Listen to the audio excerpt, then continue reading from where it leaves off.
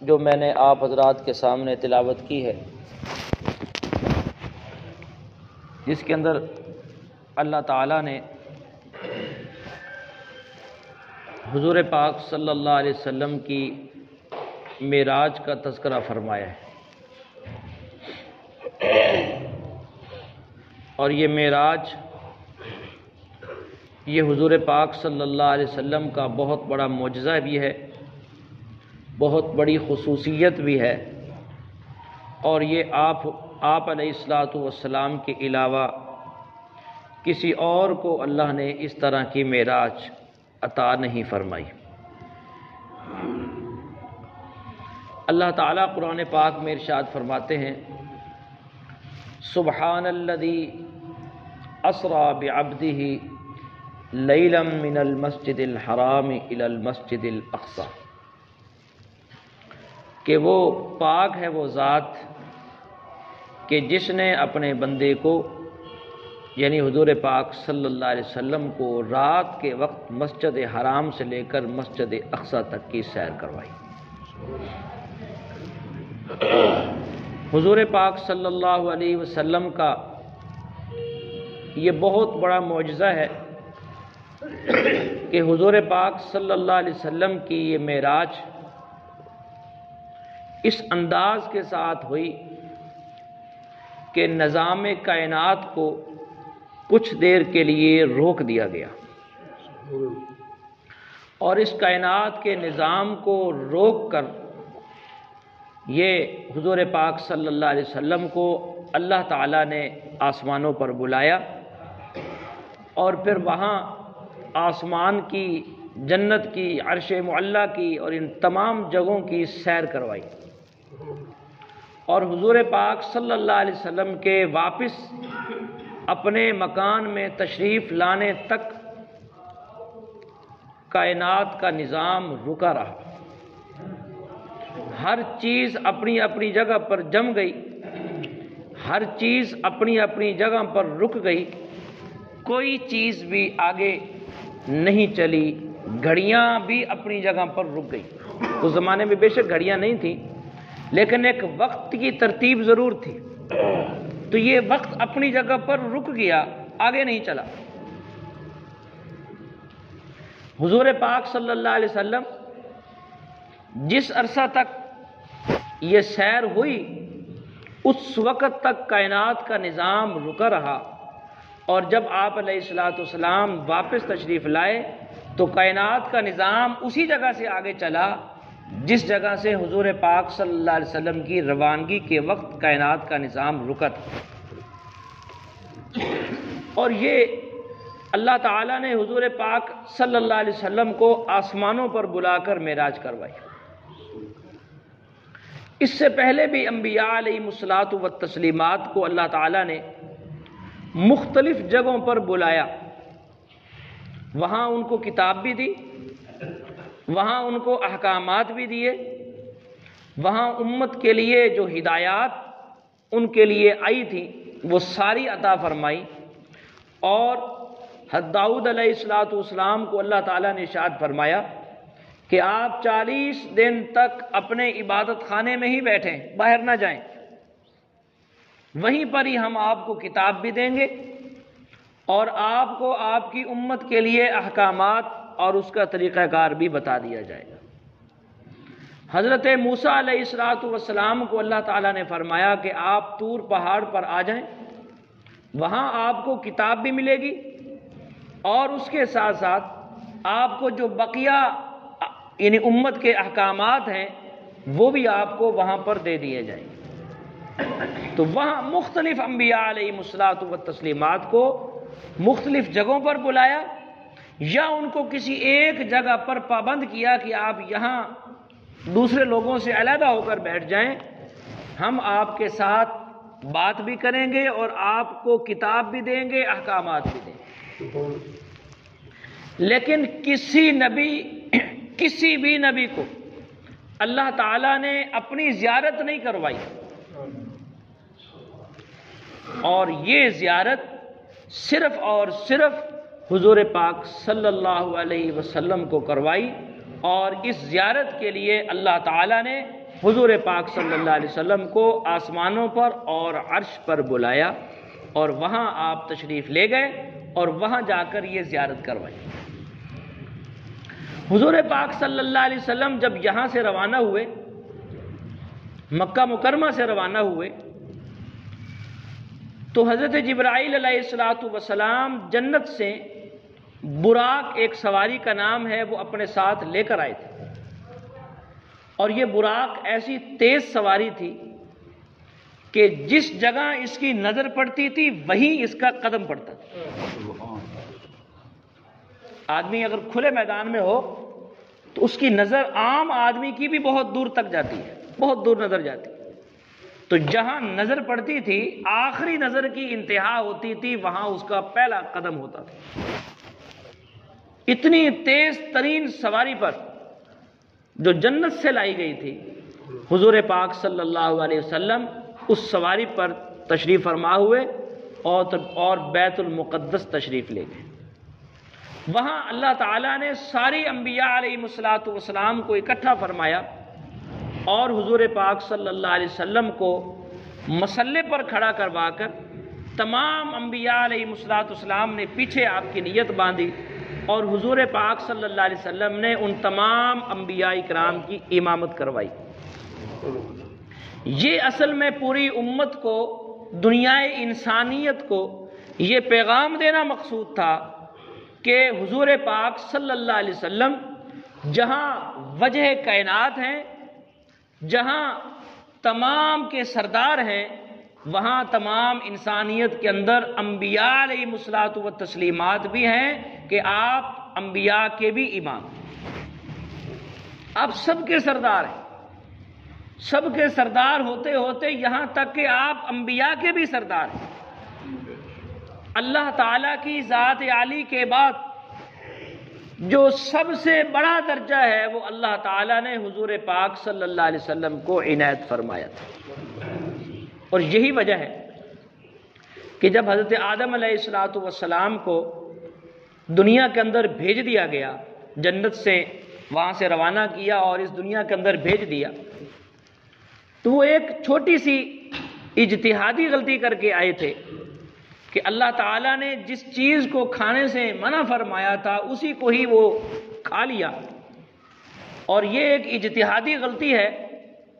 اجتہادی غلطی اسے کہتے ہیں کہ جس غلطی پر کوئی گناہ نہیں ہوتا،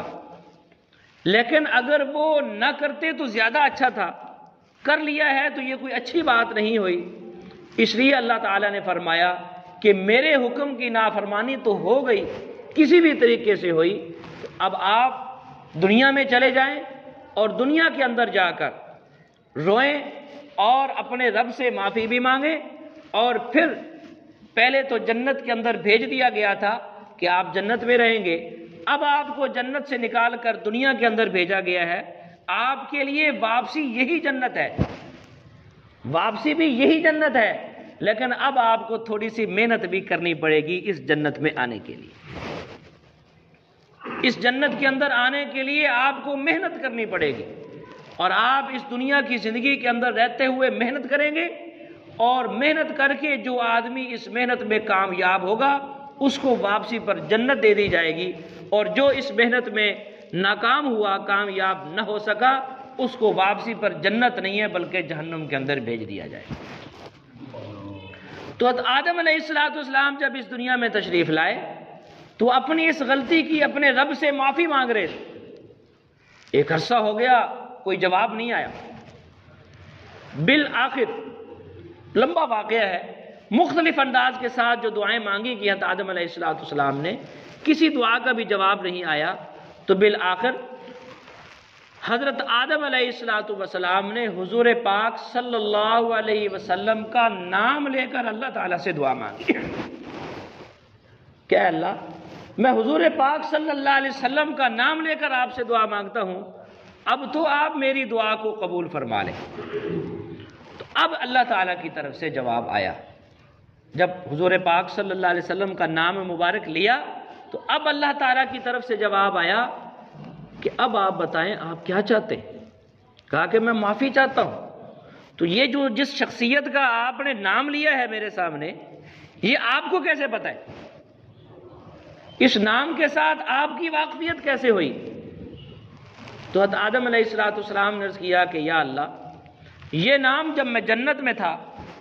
تو جنت کے اندر سب سے اونچا اللہ تعالیٰ کا اپنا نام لکھا ہوا تھا، اور اللہ تعالیٰ کے نام کے بعد حضرت محمد صلی اللہ علیہ وسلم کا نام لکھا ہوا تھا۔ یہ نام میں نے وہاں پر پڑھا تھا۔ میں اسی وقت سمجھ گیا تھا کہ اللہ تعالیٰ کے بعد اگر کوئی بہت بڑی ہستی ہے تو وہ حضرت محمد صلی اللہ علیہ وسلم کی ہے۔ تو آج میرے ذہن میں یہ بات آئی کہ میں اسی ہستی کا نام لے کر اللہ سے دعا مانگوں، تو ہو سکتا ہے کہ اللہ تعالیٰ اس ہستی اور اس شخصیت کی برکت سے میری اس غلطی کو معاف فرما دے۔ تو اللہ تعالیٰ نے ارشاد فرمایا کہ بالکل اے آدم، بالکل ایسا ہی ہے، میں آج اسی شخصیت کی وجہ سے تمہاری غلطی کو معاف کرتا ہوں، اور تمہیں یہ بھی بتا دوں کہ وہ شخصیت تمہاری اولاد میں سے آئے گی، لیکن وہ تم سے بھی افضل ہوگی، اس کی فضیلت تم سے بھی زیادہ ہوگی، وہ آئے گی۔ تو میرے بھائیوں، دوستوں، بزرگوں، حضور پاک صلی اللہ علیہ وسلم کا درجہ اللہ تعالیٰ کی ذات عالی کے بعد سب سے بڑا درجہ ہے، سب سے بڑا درجہ۔ تو اس درجے کی وجہ سے، اس فضیلت کی وجہ سے، اس خصوصیت کی وجہ سے اللہ تعالیٰ نے آج اپنے محبوب صلی اللہ علیہ وسلم کو آسمانوں پر بلانے کا فیصلہ فرمایا۔ معراج کی رات اللہ تعالیٰ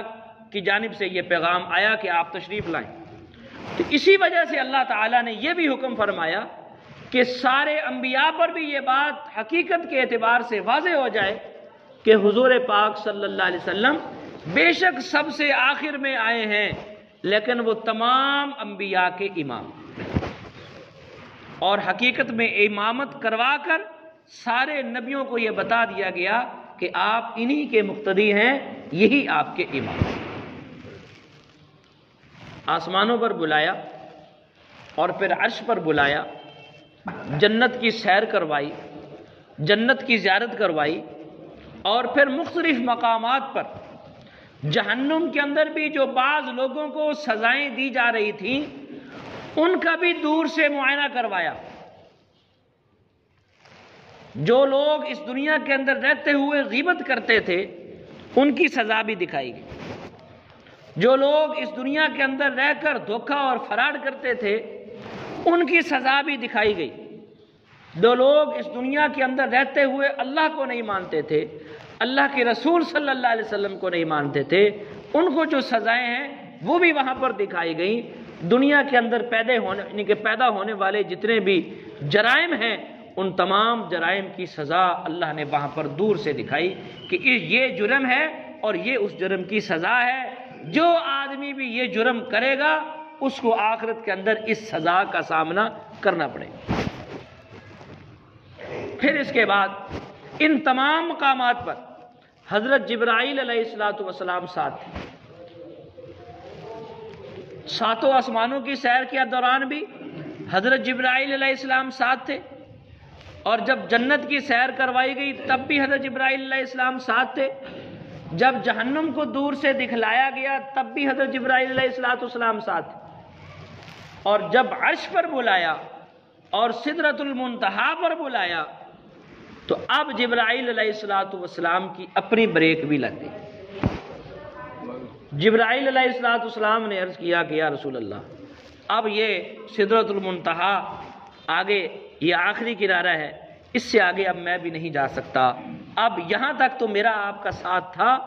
اس کے بعد اب میں اگر ایک قدم بھی آگے چلا تو میں جل جاؤں گا، اب آپ آگے اکیلے ہی جائیں گے۔ تو جس جگہ پر فرشتے بھی نہیں جا سکتے، جس جگہوں پر فرشتوں کا سردار بھی نہیں جا سکتا، اللہ تعالیٰ نے یہ قوت اور یہ فضیلت حضور پاک صلی اللہ علیہ وسلم کو عطا فرمائی کہ آپ علیہ السلام اس جگہ پر بھی پہنچ گئے، وہاں پر پہنچے، اللہ تعالیٰ کے سامنے حضور پاک صلی اللہ علیہ وسلم پہنچ گئے، اور اللہ تعالیٰ کے سامنے پہنچنے کے بعد اب آپ اندازہ لگائیں کہ یہ جو ہماری یہ جو دنیا کی زندگی ہے، اس دنیا کی زندگی کے اندر رہتے ہوئے ہم کبھی کبھی جب کسی کو ملنے جاتے ہیں تو تحفہ اور ہدیہ لے کر جاتے ہیں، ہدیہ لے کر جاتے ہیں، بھی جائیں گے ملیں گے اور ساتھ کچھ ہدیہ بھی دیں گے۔ ہدیہ ایک دوسرے کو دینے سے محبت بڑھتی ہے، اچھے تعلقات قائم ہوتے ہیں، اس وجہ سے لوگ ایک دوسرے کو ہدیہ دیتے ہیں، یہ لوگوں کے رواج میں یہ بات شامل ہے۔ تو اب حضور پاک صلی اللہ علیہ وسلم، اچھا یہ بھی لوگ سوچتے ہیں کہ میں اپنے دوست کو ملنے جا رہا ہوں اور اس کو میں نے ہدیہ دینا ہے، ایسی چیز ہدیے میں پیش کروں جو اس کے پاس پہلے موجود نہ ہو، اس کا تعارف نہ ہو۔ اگر وہ چیز اس کے پاس پہلے سے موجود ہو تو پھر ہدیہ دینے کا اس درجے کا مزہ نہیں آتا۔ اگر وہ چیز پہلے موجود نہ ہو، اچانک وہ چیز ایک نئے انداز کے ساتھ پیش کی جائے تو اس ہدیے کا بہت مزہ آتا ہے۔ تو حضور پاک صلی اللہ علیہ وسلم نے سوچا کہ اللہ تعالیٰ کی ذات عالی کے سامنے کس چیز کا ہدیہ پیش کیا جائے۔ اللہ تعالیٰ تو سارے خزانوں کے مالک، سارے خزانوں کو پیدا کرنے والے ہی اللہ تعالیٰ کی ذات عالی، تو اب اللہ کے سامنے کس چیز کا ہدیہ پیش کیا جائے۔ لہذا حضور پاک صلی اللہ علیہ وسلم نے ایک ہدیہ سوچا اور اللہ تعالیٰ کے سامنے عرض کیا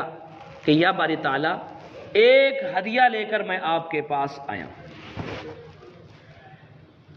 اللہ تعالیٰ نے فرمایا بھی یہ سارے خزانے تو میرے پاس، تو کون سا ایسا ہدیہ ہے؟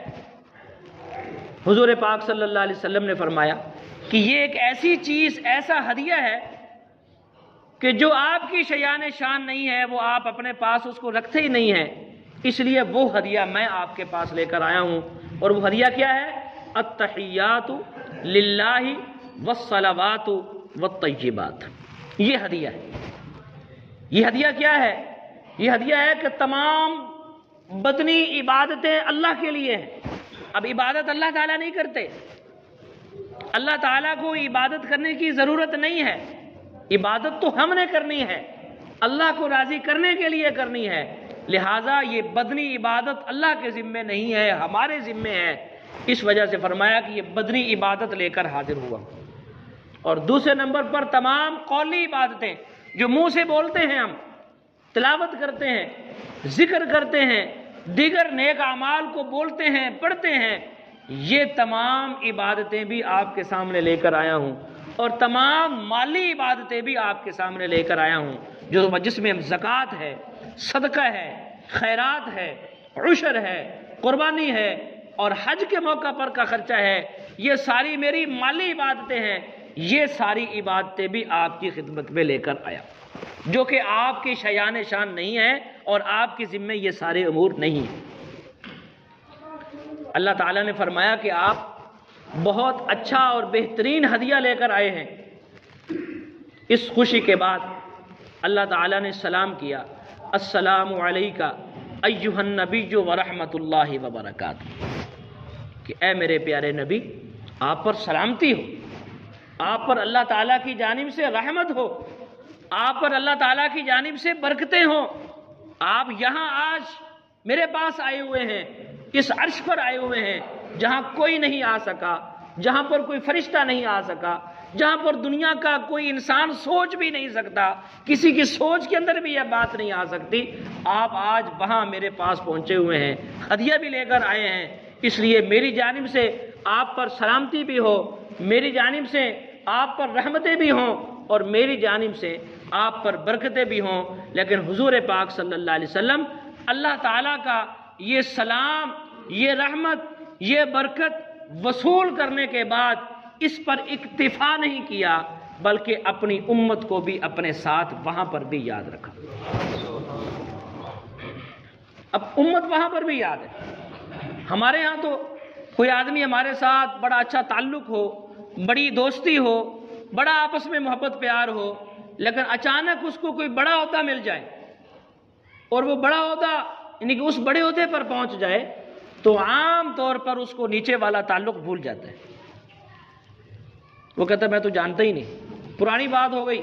اب میں اوپر جا چکا ہوں، اب میرا اوپر کا سٹائل ہے، مجھے نیچے والے لوگ اچھے نہیں لگتے، یہ غریب لوگ ہیں، یہ فقیر لوگ ہیں، ان کو اب چل کر میرے پاس آنا چاہیے، نہ وہ کسی دوستی کی پرواہ کرتا ہے۔ یہ ایک دنیا کا نظام ہے۔ لیکن حضور پاک صلی اللہ علیہ وسلم آج اس بلند ترین مقام پر پہنچ گئے جو کسی کی سوچ میں بھی نہیں آ سکتا تھا، جو کسی کے وہم و گمان کے اندر بھی نہیں آ سکتا تھا۔ آپ علیہ الصلوۃ والسلام اس بلند مقام پر پہنچنے کے بعد بھی اپنی امت کو کسی مقام پر بھی نہیں پہنچا، وہاں پر بھی یاد رکھا اور اللہ تعالیٰ کے سامنے عرض کیا کہ اے باری تعالیٰ، آپ کی سلامتی بھی میرے اوپر آ گئی، آپ کی رحمت بھی آ گئی، آپ کی برکتیں بھی میرے اوپر آ چکی ہیں، لیکن میری امت پر بھی اسی طرح کی سلامتی ہو۔ السلام علینا وعلی عباد اللہ الصالحین، کہ آپ کی سلامتی بھی ہم پر ہو اور آپ اللہ تعالیٰ کے جو نیک بندے میری امت کے اندر شامل ہیں ان ساری امت کے نیک افراد پر بھی اللہ تعالیٰ کی سلامتی اسی طرح نازل ہو جس طرح مجھ پر نازل ہو۔ تو میرے بھائیوں، دوستوں، بزرگوں، یہ ہے وہ معراج، یہ ہے وہ حضور پاک صلی اللہ علیہ وسلم کو بلانا اور بلا کر اللہ تعالیٰ کا حضور پاک صلی اللہ علیہ وسلم کو اپنے سامنے بٹھلانا اور اپنے سامنے بٹھا کر آپ علیہ الصلوۃ والسلام سے بات چیت کرنا۔ یہ بات چیت کا جو ابتدائی حصہ ہے، سلام دعا کا حصہ ہے، وہ میں نے آپ حضرات کے سامنے عرض کر دیا ہے، لیکن آگے بہت ساری باتیں ہوئی ہیں حضور پاک صلی اللہ علیہ وسلم کی اللہ تعالیٰ کے ساتھ، اور آمنے سامنے بیٹھ کر باتیں ہوئی ہیں۔ تو یہ آگے ہونے والی جو باتیں ہیں، یہ ساری باتیں انشاءاللہ تعالیٰ میں اگلے جمعے کو آپ حضرات کے سامنے عرض کروں گا۔